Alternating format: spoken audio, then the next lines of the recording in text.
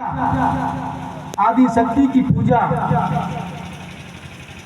कैसे और कहाँ कहाँ किया जाता है।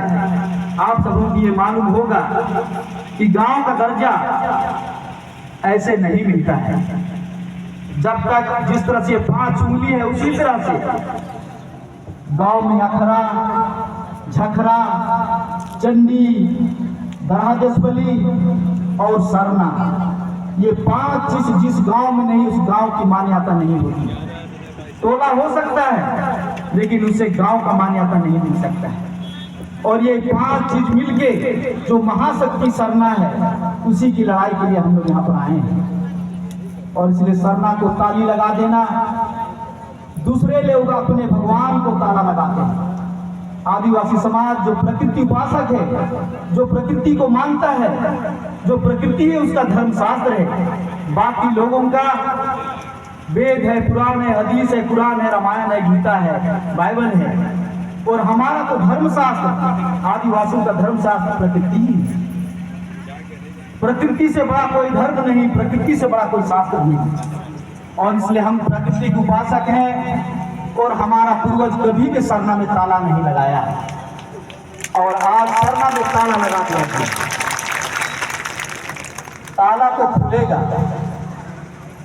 हमारे पूर्वज यदि शहीद होके इस धरती को सींचे हैं तो शहीद होना हमें भी आता है।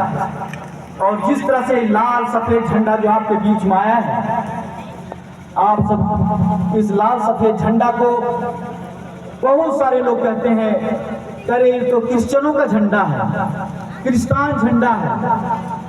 शायद आप सबों को मालूम होना चाहिए, आप लोग डंडा कटना सब लोग करते हैं। और उस डंडा कटना का कलर कैसा है, कौन सा रंग यूज होता है, उसे आप बाखूबी जानते हैं। और जैसे मैंने कहा कि गांव में जो 5 चीज होता है उसमें एक मड़ई भी है। और उस मड़ई में यही लाल सफेद और काला झंडा ही लगता है। शायद आप लोग भूल गए होंगे। आप अपने पूर्वजों से पूछिए, हमारा आदिकालीन झंडा लाल सफेद काला झंडा ही होता था, जो आज हम लोग भूल चुके हैं। स्वर्गीय कार्तिक बाबा भगवान बिरसा मुंडा आखिर हमारे बीच में, आज हम जिस भिखराम बाबा जो यहाँ झंडा लगा हुआ है, मैंने भिखराम बाबा के साथ भी कई वर्ष हमने बिताया। रामकुंवर बाबा के साथ भी मैंने कई वर्ष बिताया। मुझे स्वर्गीय कार्तिक बाबा से मैं मिल नहीं पाया लेकिन देखने का सौभाग्य प्राप्त हुआ। मैं 32 साल लगातार इस समाज के लिए काम कर रहा हूँ। इसलिए जो कुछ मुझे ज्ञान प्राप्त हुआ है उसी को लेकर मैं बात कर रहा हूँ। और इसलिए आज जो लड़ाई हम सबों के बीच में चल रहा है, शांति और क्रांति का जो प्रतीक है हमारा सरना झंडा। स्वर्गीय कार्तिक बाबा जो पूरे देश में भ्रमण करते थे, मैंने वहाँ के लोगों से पूछा, वहाँ के 80 साल 90 साल के जो बुजुर्ग हैं, वो लोग यही कहते थे कि स्वर्गीय कार्तिक बाबा यही लाल सफेद झंडा को लेके जाते थे। कहाँ जाते थे? विदेश भी गए और देश के कोने कोने में भी जाते थे। तो लोग कहते थे इस झंडा को पॉकेट में लेके चलते थे। अभी हाल फिलहाल में सिरा सीता नाले में कुछ लोग वहां से 200-250 लोग आए थे। कहां से? तो आपका जो भूटान बॉर्डर है, उस भूटान बॉर्डर से कुछ लोग आए थे। और वो लोग कह रहे थे कि जब स्वर्गीय कार्तिक बाबा एक सभा में आए और उसने एक कहा डंडा लाओ। एक लड़का जो अब 60 साल का उम्र हो चुका है, उस समय उसका शायद 14-15 साल के एज में था और उस कार्तिक बाबा के सभा में वो भी था। और उनका कहना था कि उसने कहा कि डंडा लाओ, और वो आदमी डंडा लेके आया। और कार्तिक बाबा अपने पॉकेट से ही लाल सफेद झंडा निकाल के सबसे पहले झंडा को बीच में रखा और उसके बाद में वहाँ प्रार्थना होके तब फिर सभा का शुरुआत किया गया। मैंने लगातार 32 साल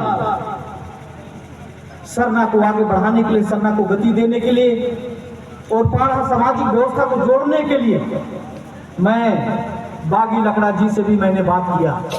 यहाँ हमारे दीवान बसंत जी है, इनसे भी मैंने बात किया। और खुदी भगत दुखी जी हैं, इनसे भी कई दफा हम सबों की बात हुई। मैं हमेशा चाहता था कि पाढ़ा में अनेक झंडा हैं। आप लोग इस बार जरूर मुड़मा यात्रा में आए। छत्तीसगढ़ के लोगों को मैं इस मंच से न्योता भी दे रहा हूं, आप सभी लोग छत्तीसगढ़ के लोग इस बार मुड़मा यात्रा जरूर पधारें, क्योंकि सरगुजा प्रदेश, छेछाड़ी प्रदेश, हीरा बरवे, खुखरा परगना और ये सुरगुजा प्रदेश, खुखरा परगना और ये 4 प्रदेश, एक सुरगुजा प्रदेश, खुखरा परगना, हीरा बरवे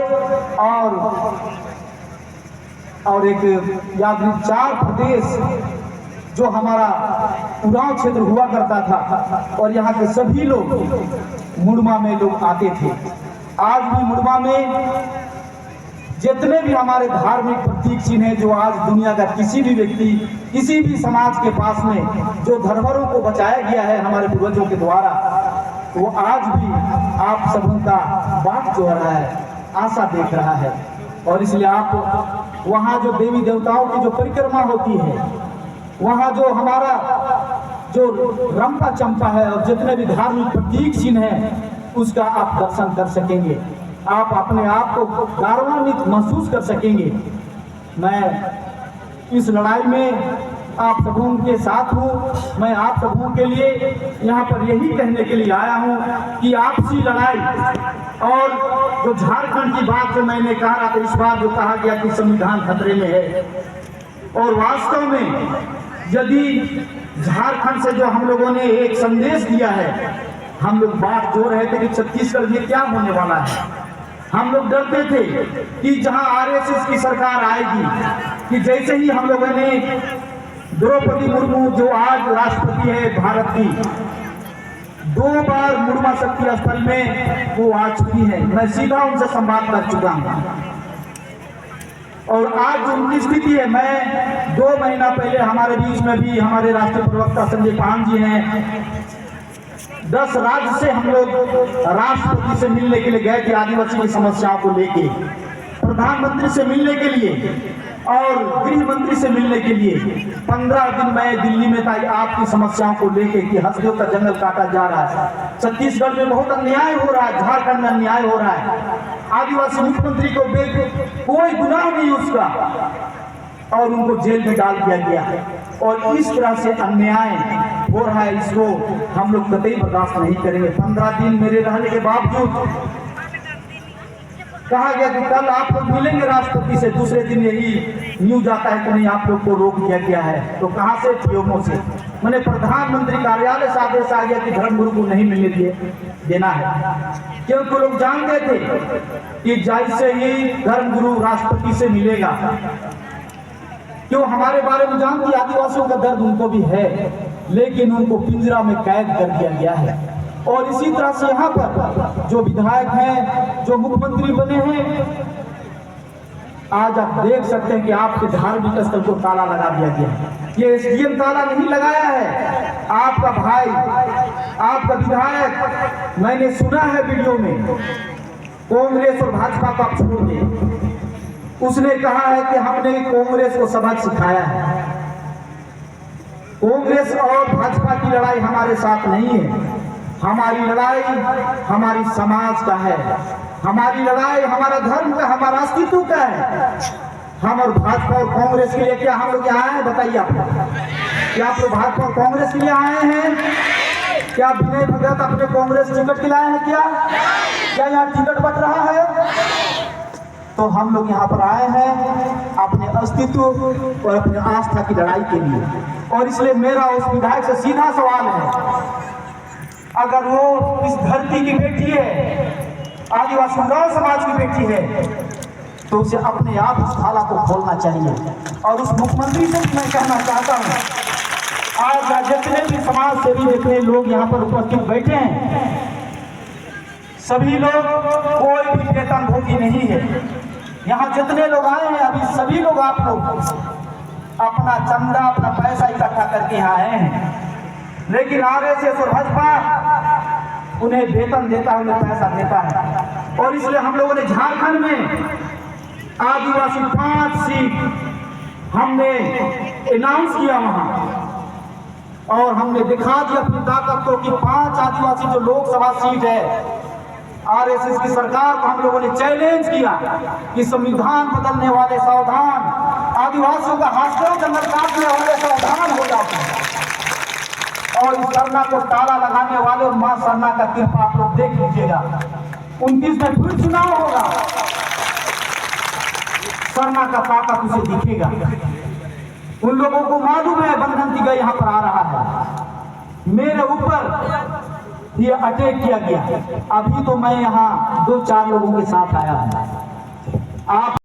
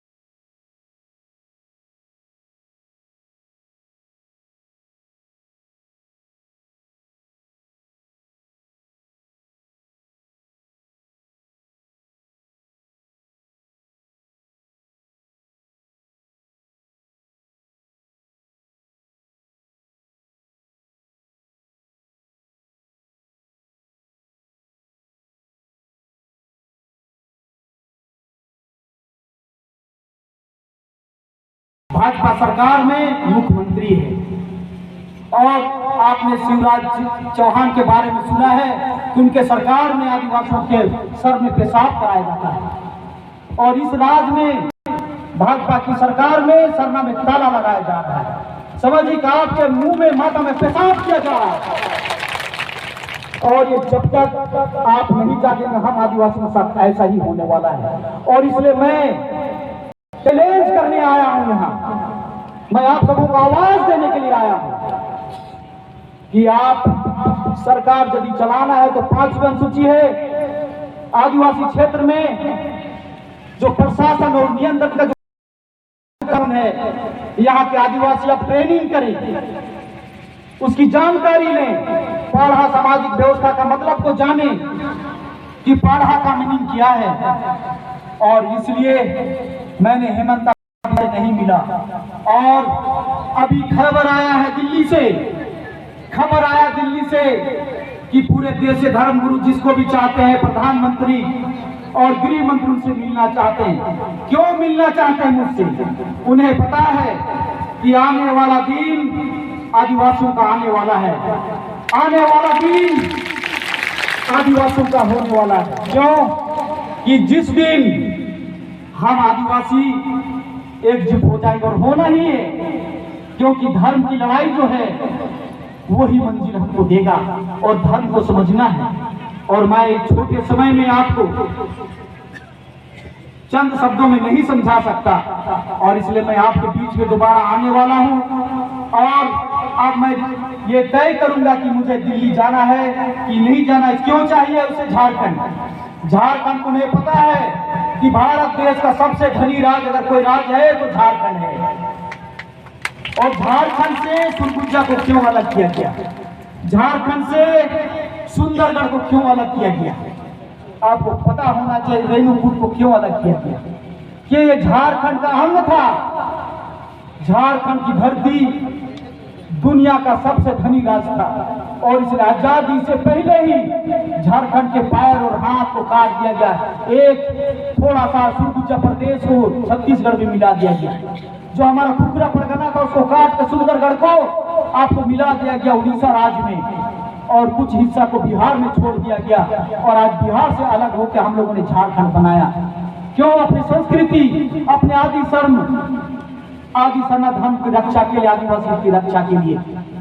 और इसलिए यहाँ के आदिवासियों को, छत्तीसगढ़ के आदिवासियों को मैंने रायपुर में वहाँ के जो गोड़ी भाई लोग हैं, जो अभी जनगणना 2011 और 2021 में 10 लाख लोग गोड़ी धर्म लिखा है, मैंने उनके पास किया था 100 लोगों को लेके। 2 दिन का वहाँ शिविर था, और उसमें गोड़ी महासभा के जो धर्मगुरु हैं उनके साथ हमारी बातचीत हुई थी। उन्होंने कहा था कि आप हमारे गुरु हैं, आपने धर्म का आंदोलन छेड़ा है, हम लोग आपके साथ हैं, आप आगे आगे चलिए, हम आपके साथ हैं। और इसलिए मेरे भाइयों या बहनों, पूरा आदिवासी समाज को एक होना है। आपको झंडा के लिए और धर्म के नाम पर जो लड़ाई हो रहा है, लड़ाया जा रहा है, आरएसएस चाहता है।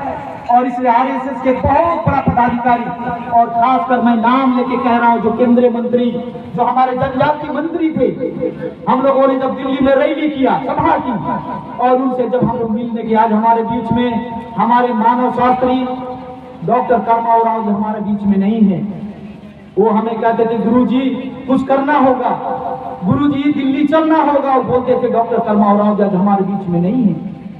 और हम लोगों ने दिल्ली किया, और अर्जुन मुंडा जी से हम लोगों ने बात कहा। अर्जुन मुंडा तो आरएसएस और भाजपा का तोता है। उसने क्या कहा? अरे आदिवासियों का तो धर्म है ही नहीं। हम लोगों ने सर पीटने लगा। वहां मुंडा क्षेत्र के भी थे लोग, और भारी नाराज हम लोग हो गए। मैं समझता हूं कि वो आरएसएस की भाषा बोल रहे हैं।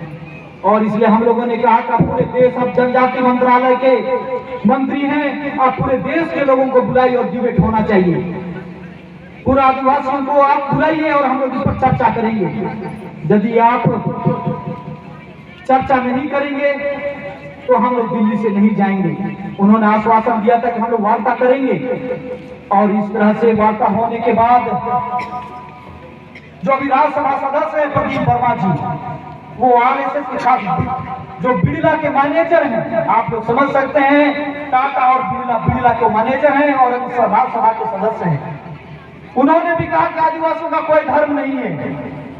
मैं पूछना चाहता हूं, क्या हमारा धर्म है कि नहीं है? हम लोग बेधर्मी है क्या? तो मेरे भाइयों एवं बहनों, बिना धर्म का सूर्य का धर्म क्या है? सूर्य का कर्म क्या है? सूर्य का धर्म है प्रकाश देना, वही उसका कर्म है, वही उसका धर्म है। और इस बात को आदिवासी समझता है। पेड़ का धर्म क्या है? पेड़ का कर्म क्या है?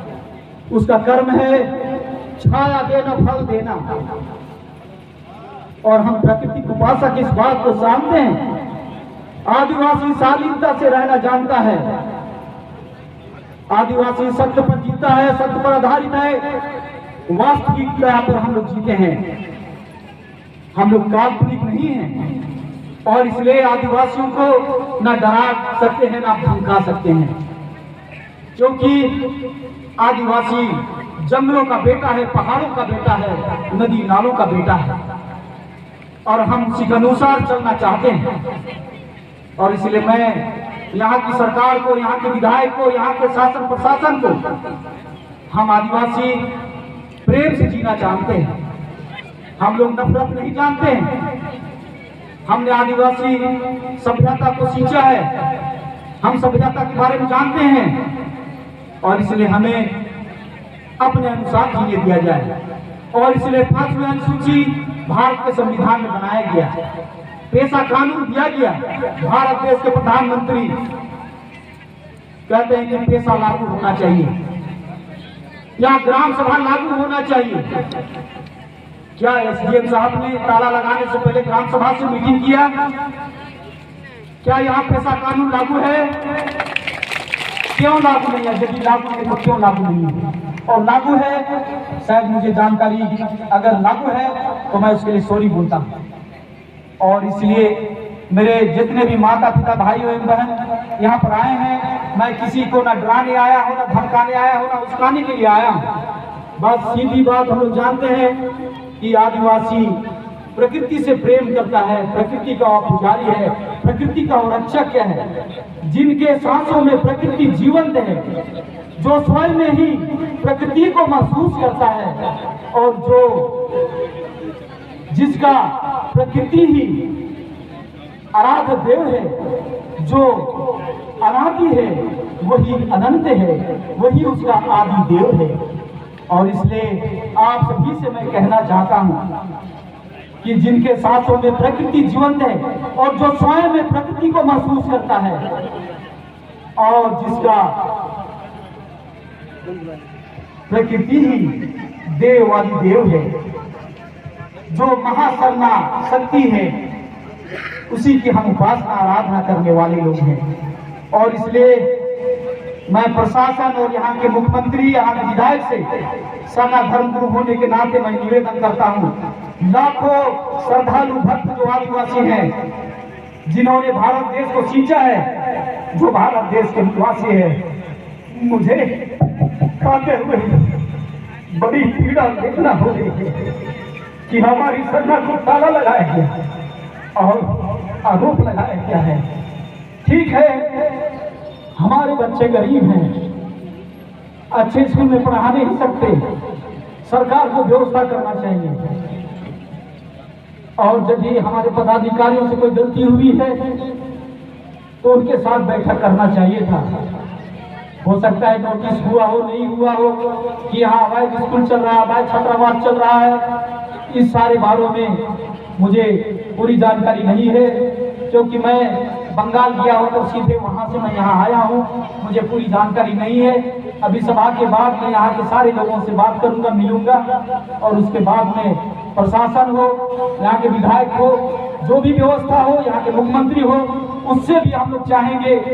और हम लोग हो सकता है अभी चर्चा करने के बाद हम लोग पूरी तरह से छत्तीसगढ़ में हम लोग बंदी भी बुला सकते हैं। अनिश्चितकालीन रोड जाम होगा यहाँ से लेकर झारखंड तक, और ये अभी हम लोग यहाँ से चलने के बाद हम लोग बैठक करेंगे।